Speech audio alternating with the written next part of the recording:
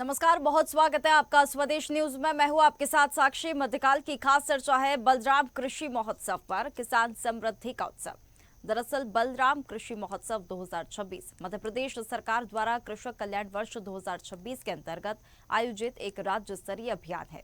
राज्य स्तरीय महोत्सव का उद्देश्य किसानों को आधुनिक कृषि तकनीकों, उन्नत बीजों, नवीन कृषि यंत्रों, प्राकृतिक एवं जैविक खेती, फसल विविधीकरण, जल संरक्षण तथा सरकार के किसान हितैषी योजनाओं से जोड़ना है, ताकि खेती को अधिक लाभकारी, टिकाऊ और समृद्ध बनाया जा सके।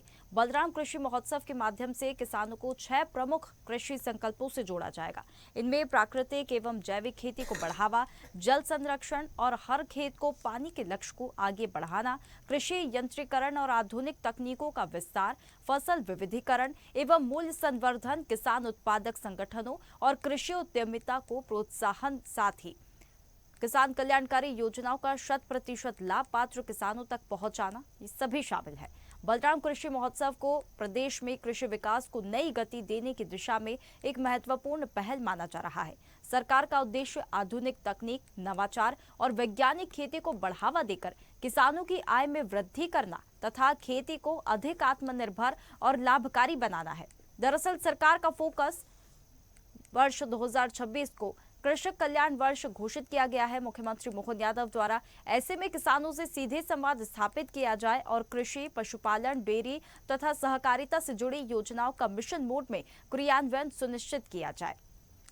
बलराम कृषि महोत्सव 2026 तकनीक, प्रशिक्षण और तरक्की का संगम है। ये सभी जिलों में जिला स्तरीय बलराम कृषि महोत्सव का आयोजन किया जाएगा। कृषि विशेषज्ञों द्वारा प्रशिक्षण एवं तकनीकी मार्गदर्शन दिया जाएगा और आधुनिक कृषि यंत्रों, ड्रोन, नई तकनीकों की प्रदर्शनी भी इसमें होगी और किसानों की आय में वृद्धि और खेती को अधिक लाभकारी बनाना इसका उद्देश्य है। आधुनिक कृषि तकनीक, ड्रोन, सभी का प्रशिक्षण दिया जाएगा और जैविक खेती की ओर भी किसानों को प्रोत्साहित किया जाएगा। तो देखिए, बलराम कृषि महोत्सव किसान समृद्धि का उत्सव है। इसी दौरान इसका उद्देश्य है कि किसानों को आधुनिक कृषि तकनीकों, उन्नत बीजों, नवीन और प्राकृतिक और जैविक खेती और जो भी फसल विविधीकरण और जल संरक्षण, साथ ही साथ सरकार की जो भी किसान हितैषी योजना है उनसे जोड़ना है और किसानों को अधिक से अधिक लाभ पहुंचाना है, उनकी आय में वृद्धि करना है। तो कुल मिलाकर बलराम कृषि महोत्सव जो है किसानों के लिए कल्याणकारी महोत्सव होने वाला है। सभी प्रकार का इसमें प्रशिक्षण दिया जाएगा। इस पर खास चर्चा करेंगे। मेहमान हमारे साथ जुड़ गए हैं, पहले उनसे परिचय करा देते हैं। प्रांत प्रचार प्रमुख किसान संघ के राहुल धूत हमारे साथ जुड़ गए। बहुत स्वागत है राहुल जी आपका हमारे साथ जुड़ने के लिए। भारतीय किसान यूनियन के प्रदेश अध्यक्ष अनिल यादव हमारे साथ जुड़ गए। बहुत स्वागत है अनिल जी आपका भी हमारे साथ जुड़ने के लिए। वरिष्ठ पत्रकार आलोक एम इंदौरिया हमारे साथ जुड़ गए। बहुत स्वागत है आलोक जी आपका भी हमारे साथ जुड़ने के लिए।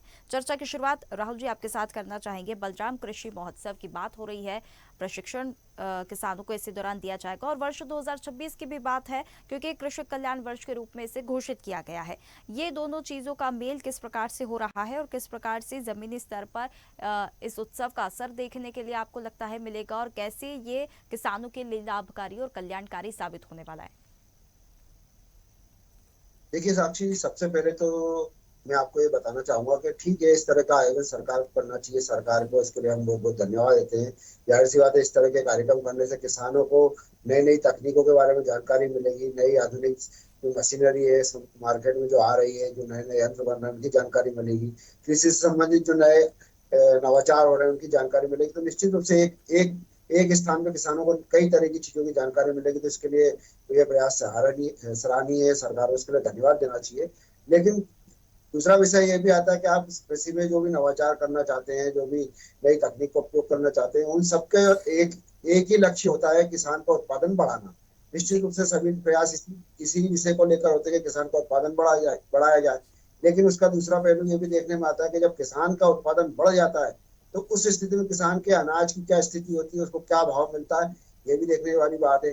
तो सरकार को अगर काम करना है तो दोनों विषय पे समानांतर काम करना पड़ेगा, जब जाके पूर्ण रूप से किसानों को इसका लाभ मिलेगा। एक तरफ किसान अगर उत्पादन बढ़ाता जाएगा, नवाचार करता जाएगा, लेकिन उसके खेती में अनाज का भाव गिरता जाएगा या बाजार में उसको मूल्य नहीं मिलेगा, तो उससे किसान को लाभ नहीं होगा। तो सरकार को इस तरफ विशेष रूप से ध्यान देना होगा।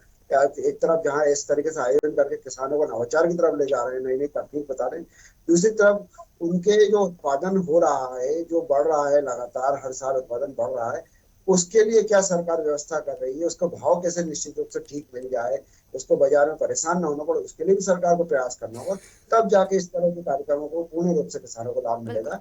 अन्यथा अधूरा प्रयास, इसका कोई विशेष लाभ सरकार किसानों को मिलने वाला नहीं है। जी बिल्कुल, साक्षी। बिल्कुल सही बात है, ठीक है। लेकिन सरकार यहाँ पे 6 कृषि संकल्पों की बात कर रही है, चाहे वो कृषि तकनीकों की बात हो, उन्नत बीजों की बात हो, चाहे जैविक खेती को लेकर बात हो। सबसे अधिक बदलाव इनमें से किसी एक संकल्प से आने की उम्मीद आपको क्या लगता है किसान संघ रखता है? कोई भी उम्मीद कि इस प्रकार का आयोजन होगा और जो संकल्प यहाँ पर दोहराया जा रहा है, जो संकल्प लिया गया है सरकार द्वारा, उनमें से किसी से भी लाभ पहुंचने की उम्मीद है?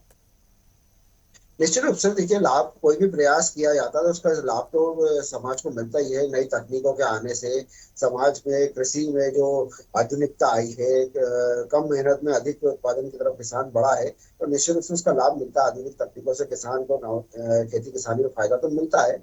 लेकिन ठीक है, सरकार प्रयास कर रही है, लेकिन दूसरी तरफ दूसरे पहलू को भी सरकार को देखना चाहिए। तो उत्पादन जब बढ़ेगा तो उसके भाव की क्या व्यवस्था है, उसको बेचने की क्या व्यवस्था है, उसके बाजार की क्या व्यवस्था है, उसको भी सरकार को काम करना पड़ेगा। दूसरी तरफ जहाँ जैविक की बात होती है, जैविक में एक विषय में आपके माध्यम मंच के माध्यम से बताना चाहता हूँ। जी। देखिए, जैविक करना, सरकार हर बार कहती है किसान जैविक करे, जैविक करे, जैविक करे। हम भी चाहते हैं, सभी किसान भी चाहता है जैविक करना।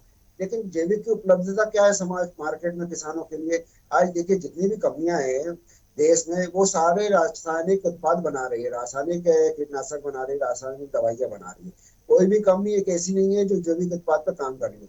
और किसान को जब रासायनिक चीजें उपलब्ध होंगी तो किसान रासायनिक इस्तेमाल करेगा। बिल्कुल। आप कंपनी से कहिए कि जैविक बनाइए, तो किसानों को जैविक उपलब्ध होगा, तो वो अपने आप जैविक खेती करने लगेगा। तो थोड़ा सा आपको दोनों तरफ देखना पड़ेगा।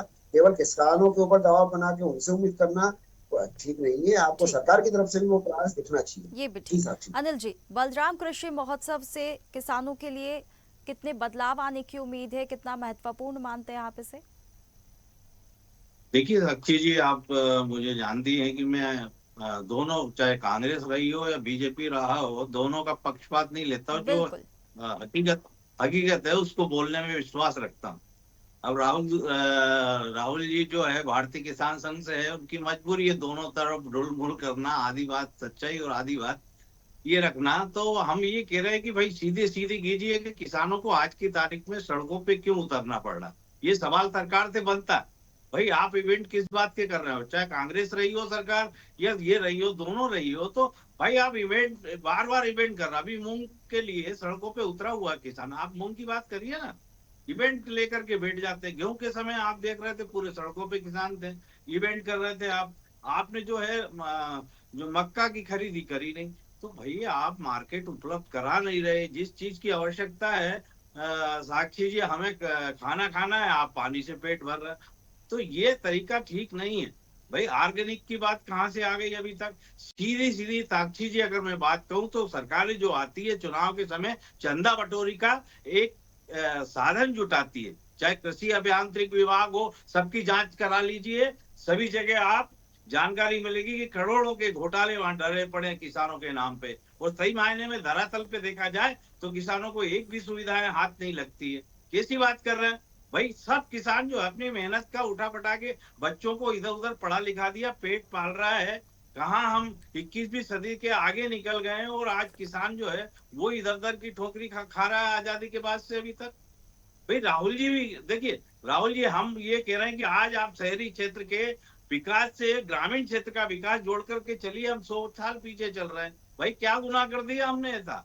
क्या गुनाह कर दिया हमारे बच्चों ने ऐसा? आलोक जी, तो ये आलोक जी जी देखिए, जी। दोनों अलग अलग प्रतिक्रियाएं सुनी है और हम कई बार इस विषय पर चर्चा कर चुके हैं। और अनिल जी ने जो अपना स्टेटमेंट ही जो शुरू किया है कि आप जानते हैं, बिल्कुल जानते हैं, लेकिन मुझे समझ नहीं आता, अगर हम 30-70% का भी रेशियो लेकर चले, अगर सरकार करे कि 30% जो है किसान जो है संतुष्ट है, सेटिस्फाइड है, तो 70% जो है वो सेटिस्फाइड नहीं है या ग्रामीण है या छोटा किसान है, उसकी ओर भी ध्यान देने की जरूरत है। कृषक कल्याण वर्ष 2026 को घोषित किया गया है, 6 महीने उसके हो चुके हैं, 6 महीने बाकी है। अब भी हम सिर्फ कार्यक्रम, हम सिर्फ महोत्सव कर रहे हैं। हमें चाहिए कि ग्राउंड लेवल पर उसका इम्प्लीमेंटेशन प्रॉपर तरीके से हो और उसका रिजल्ट देखने के लिए मिले।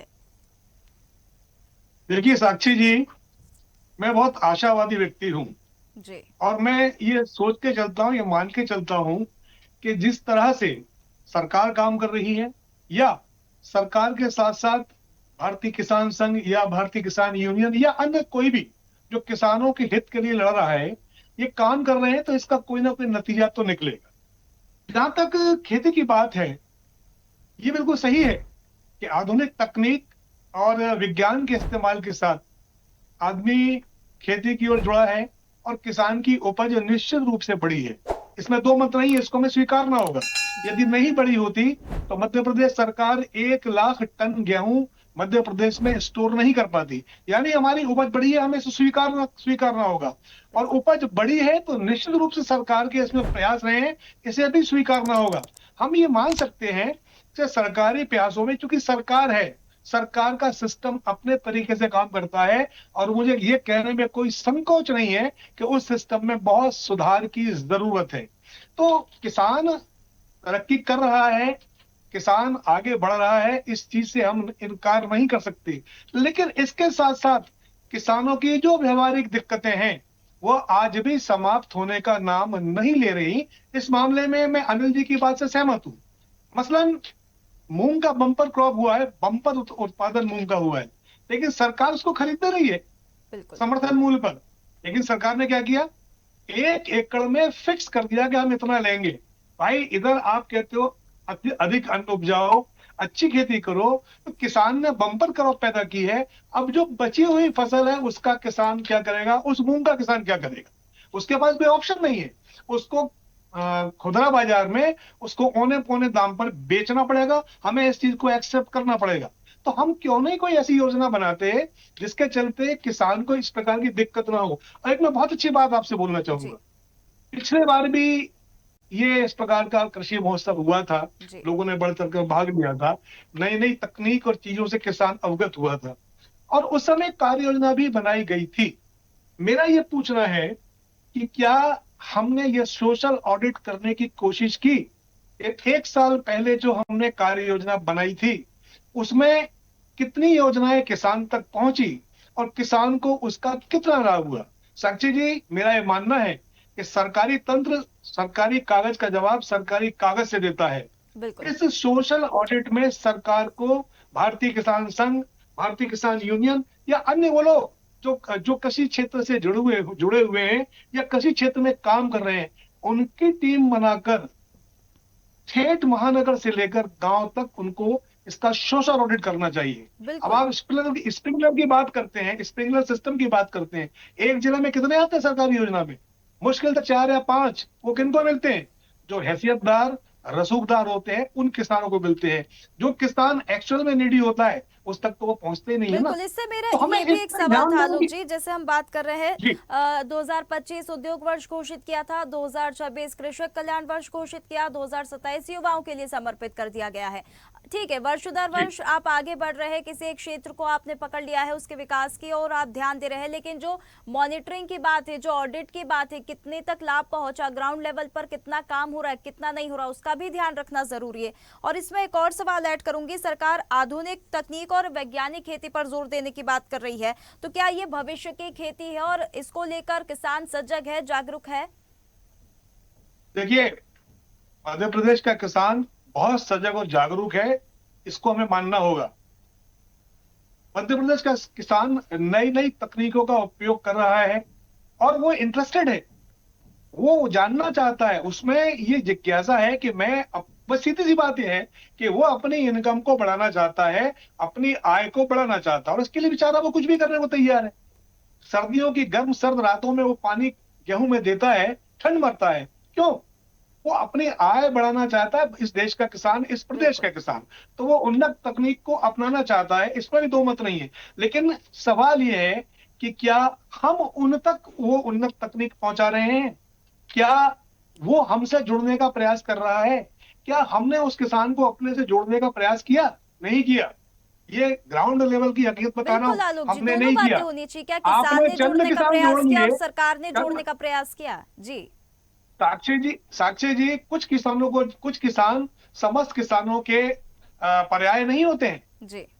इस देश में, इस प्रदेश में 74% किसान लघु और सीमांत किसान है। बड़ा किसान कितना है? ना के बराबर। फायदा कौन उठा रहा है? वो बड़ा किसान। हम सीमांत और लघु किसान तक क्यों नहीं पहुंचते भाई? हमारी योजनाएं बननी ही उस प्रकार से चाहिए कि हम सीमांत और लघु किसान तक पहुंचे, उनका भला कर सके। और इसमें हमको डेयरी फार्मिंग में हाथ आजमाना चाहिए, ऑर्गेनिक खेती में हाथ आजमाना चाहिए। ये बहुत अच्छी बात है, आप ऑर्गेनिक खेती की बात कर रहे हैं, लेकिन उसका मार्केट कहाँ है? हमने उसके मार्केटिंग की व्यवस्था क्या दी? हमने किसान को ऑर्गेनिक खेती की मार्केटिंग की व्यवस्था नहीं दी। वहीं जो IITians हैं, उन्होंने अपने स्टार्टअप चालू किए हैं बैंगलोर में और साउथ में। उनकी दाल 500 रुपए बिक रही है ऑर्गेनिक, उनकी लौकी 200 रुपए किलो बिक रही है, लेकिन हमारे किसान की लौकी नहीं बिकेगी। बिल्कुल। क्यों? क्योंकि उसके पास मार्केटिंग की हमने कोई व्यवस्था की नहीं है। हमने कोई एक ऐसा स्ट्रक्चर खड़ा नहीं किया जिसके माध्यम से किसान अपनी ऑर्गेनिक चीजों को बेच सके। जबकि इस देश का, इस प्रदेश का आम आदमी भी ऑर्गेनिक खाना चाहता है। उसे मालूम है कि पेस्टिसाइड्स का क्या नतीजा है। बिल्कुल, अब ये इस चीज स्थिति को है लेकर लोग पेस्टिसाइड, बहुत ज्यादा जागरूक हो रहे हैं। पेस्टिसाइड्स और खाद के कारण ये स्थिति है साक्षी जी, बिल्कुल। कि जो बहुत इंपॉर्टेंट एलिमेंट होता है, कार्बन एलिमेंट जमीन का, वो 0.3% रह गया है। हम क्या करेंगे? अगर हम ये खाद नहीं डालेंगे, अगर हम ये केमिकल नहीं डालेंगे, हमारी जमीन बंजर हो चुकी है इन सब चीजों से। हमें बिल्कुल। जाना ही पड़ेगा ऑर्गेनिक खेती की, और आज नहीं तो कल बिल्कुल हमारी मजबूरी बन जाएगी। राहुल जी, साक्षी, ऑर्गेनिक खेती की ओर जाना है लेकिन मार्केट नहीं है। मेरा एक छोटा सा ये सवाल है कि किसानों को लेकर जितनी भी बातें हो रही है, जितने भी महोत्सव कह ले, चाहे कितनी ही योजनाएं परियोजनाएं निकाल ले, अभी जिस प्रकार से आलोक जी ने भी एग्जांपल दिया कि बेंगलुरु में जो IIT के स्टूडेंट्स है वो वहां पर खेती कर रहे हैं और उनकी दाल बकायदा बिक रही है और अच्छे भाव में, जो एक कांस्टेंट उसका भाव होना चाहिए उससे ज्यादा भाव में बिक रही है। लेकिन हमारे यहाँ जो किसान है वो कितना संघर्ष कर रहा है, कितना हम किसान जो है, कितना किसान सरकार पे निर्भर है और कितना आत्मनिर्भर हो सकता है किसान, ताकि किसी पर डिपेंड रहना ही ना पड़े किसानों को।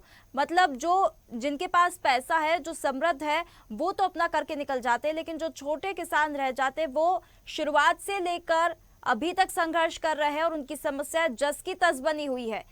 चाहे कृषक कल्याण वर्ष घोषित कर दिया जाए, चाहे कोई सा भी महोत्सव बना लिया जाए, चाहे कितनी ही योजनाएं लागू कर दी जाए, लेकिन जो किसान है छोटा, उसकी तो समस्या जस की तस बनी हुई है। कैसे आत्मनिर्भर किसान अब खुद को बनाए, अब कैसे उसके अंदर मोटिवेशन आए। जैसे पशुपालन है, डेयरी को लेकर अगर बातचीत हो, या बिजनेस ओरिएंटेड अगर किसान हो सकता है तो उससे उसकी आय बढ़ सकती है।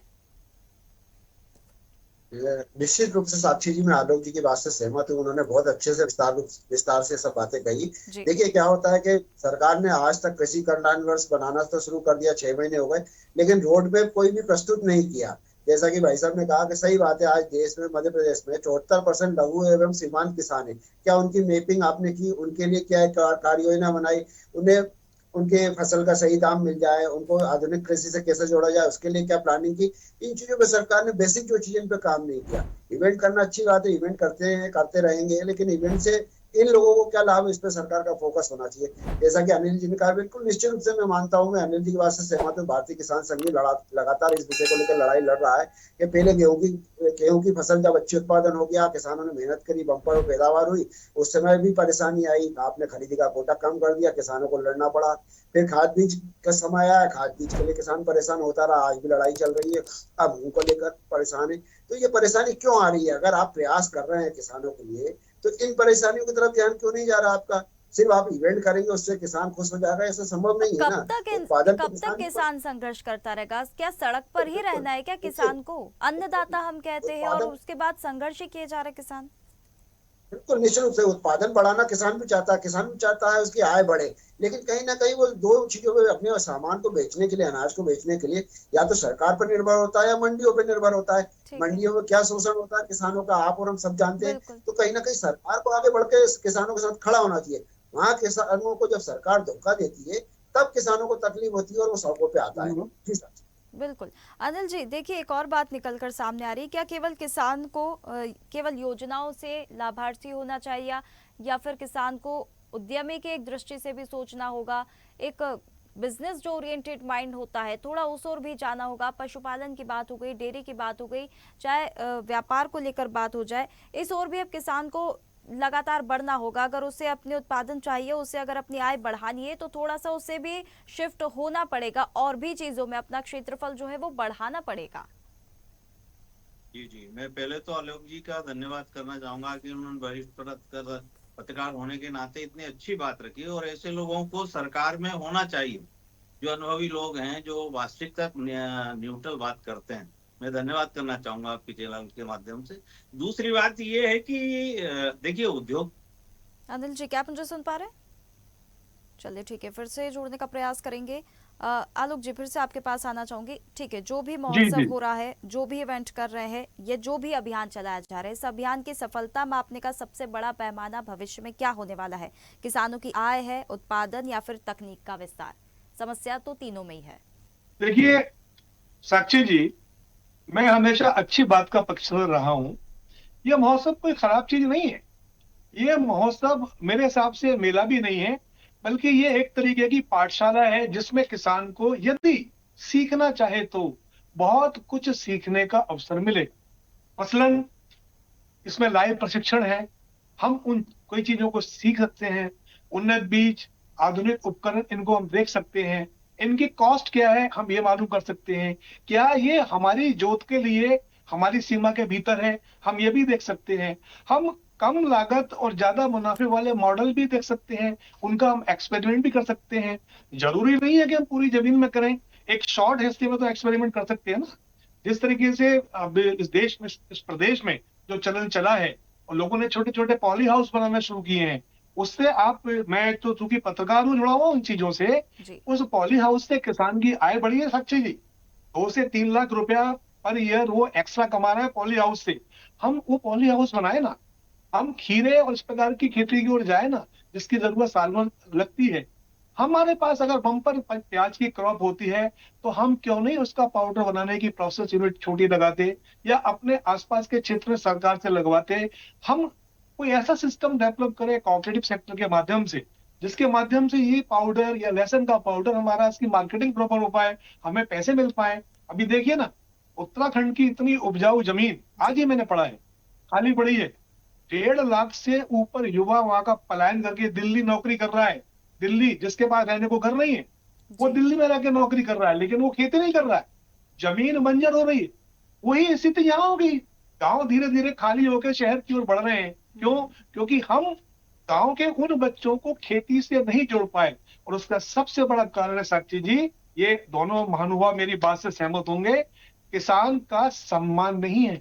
एक बाबू का सम्मान होता है, एक सिपाही का सम्मान होता है, एक पटवारी का सम्मान होता है, लेकिन जो हमारा अन्नदाता है इस देश में, उसका सम्मान नहीं है, हमें इसे स्वीकारना पड़ेगा। बिल्कुल। जब तक हम किसान का सम्मान नहीं करेंगे, किसान को सम्मान नहीं देंगे, आदमी न खेती से जुड़ेगा, न खेती करना पसंद करेगा। ये मजबूरी आदमी की कि उसके पास जमीन है तो उसे खेती करना ही है, करनी क्योंकि पड़ेगी। 70 से 80% आदमी इस प्रदेश का इस खेती पर डिपेंड है। बिल्कुल। अनिल साक्षी जी, आप आपकी बात पूरी कीजिए। उद्योग की ओर थोड़ा सा, या अपना जो कार्य है उसका थोड़ा सा क्षेत्रफल और बढ़ाना पड़ेगा, और नई जो तकनीकें हैं उसे भी समझना पड़ेगा, और सरकार जो लाइव प्रशिक्षण देने वाली है इस महोत्सव के जरिए भी, उसमें भी थोड़ा सा अगर बढ़ चढ़ कर हिस्सा ले ले किसान, तो कहीं ना कहीं उसकी आय बढ़ सकती है। जी आवाज आ रही साक्षी जी? जी जी जी अनिल जी। जी जी, मैं ये बोल रहा हूँ कि देखिए किसान जुड़ने को तैयार है और उत्पादन बढ़ा भी रहा है। ऐसा ठीक नहीं है। है कि किसान कहीं से भी पीछा है। जैसे आलोक जी ने बोला कि सीखना चाहिए, और सीखना चाहिए भी, जाना चाहिए। सभी जितने भी ये आयोजन सरकार कर रही है या प्राइवेट आयोजन है, कृषि से जितना सीखा जाए उतना अच्छी बात है। बिल्कुल। लेकिन सरकार को इवेंट अगर करना है तो भाव के लिए करना चाहिए। वरिष्ठ लोगों को बुला करके, जो कृषि वैज्ञानिक है उनको बुला करके, कि आखिर किसान वहीं का वहीं आजादी के बाद से अभी तक कैसे बैठा हुआ है, उनकी फसलों के दाम पूरे क्यों नहीं मिल पा रहे हैं, आखिर कमी कहाँ है। इस पे इवेंट अगर हो, इस पे अगर बातचीत हो तो बिल्कुल। ज्यादा सकारात्मक होगी। तो सरकार को ये चाहिए कि कृषि को व्यवसाय की ओर ले जाए। जो जैसे आलोक जी ने बोला कि किसानों के बच्चे बाहर नौकरी पैसा करने को तैयार है, लेकिन खेती करने को तैयार नहीं है, क्योंकि वहां पे पेट भरने का साधन ही नहीं है। इससे अच्छा एक फैक्ट्री में काम कर लेगा, 20-25 हजार रुपए उसको मिल जाएंगे तो घर चला लेगा। लेकिन वास्तविकता ये है कि 10-5 एकड़ का किसान जो है वो पेट पालन नहीं कर सकता आज तक, क्योंकि उत्पादन। बिल्कुल, देखिए दोनों ओर ध्यान देने की ज़रूरत है।